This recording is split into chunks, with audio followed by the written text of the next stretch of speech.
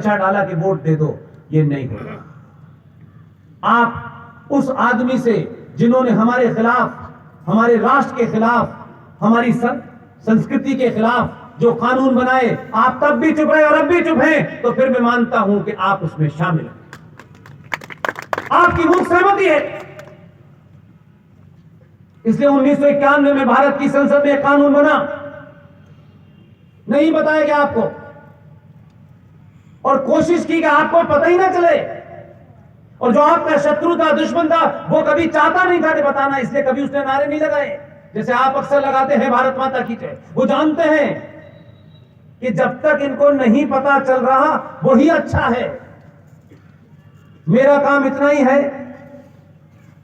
कि मैं उन बातों को तथ्यों के साथ, तर्कों के साथ, डेट के साथ, कब हुआ, कैसे हुआ, आपके सामने रख दूं। चुनाव के दरमियान काम आएंगी ये चीजें। 1991 में दिल्ली के अंदर पीवी नरसिम्हा राव की सरकार थी। देश में राम मंदिर का आंदोलन बड़े पीक पर था।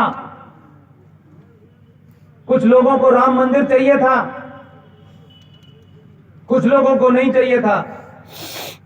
लोग ये समझ गए थे कि राम मंदिर तो छोड़ना पड़ेगा, लेकिन वो कितने समझदार थे और हम कितने बौने थे पार्लियामेंट के अंदर।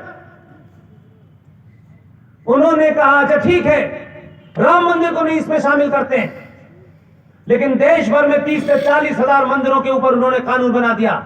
इसे कहते हैं, जो हजारों साल का टारगेट आगे रखते हैं, वो ऐसे काम करते हैं जिनको तत्कालिक फायदा चाहिए, चाहे वो राजनीतिक हो, चाहे वो आर्थिक हो, चाहे वो सामाजिक हो, वो ऐसी चीजों पे समझौता कर लेते हैं।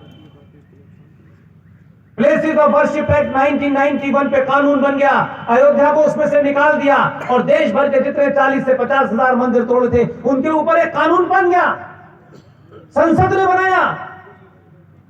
कभी समाज में उसके ऊपर चर्चा नहीं हुई, किसी कथाकार ने आपको यह कहानी नहीं सुनाई, क्योंकि कथाकार को आपको मूर्ख बनाना था। भगवान राम की कहानी सुनाओ, सीता की कहानी सुनाओ, भोले भाले लोगों को भावुक करो और 4 करोड़ रुपए लेके निकल जाओ। ये जिम्मेदारी किसकी थी? जो जनप्रति थे, अगर वो उसको रोक नहीं पाए, ये मैं मानता हूं कि बहुमत बनी तो नहीं रोक पाए, आपने चौराहे चौराहे इसके बारे में लोगों को बता दिया होता तो आज वो स्थिति नहीं होती। प्लेसेस ऑफ वर्शिप एक्ट 1991 संसद में जब पास हुआ तो उसमें यह कानून बना दिया गया कि अयोध्या को छोड़ करके देश भर के जितने भी मंदिर हैं उनके ऊपर 15 अगस्त 1947 को जो उनकी स्थिति थी वो स्थिति यथावत रहेगी और देश में कहीं पर भी कोई भी आदमी कोर्ट में उसके खिलाफ नहीं जा सकता। ये भारत की पार्लियामेंट को किसने इजाजत दी? मेरे पूर्वजों के मंदिर, उनकी जमीन जायदाद के ऊपर किसी लुटेरे ने कब्जा कर लिया।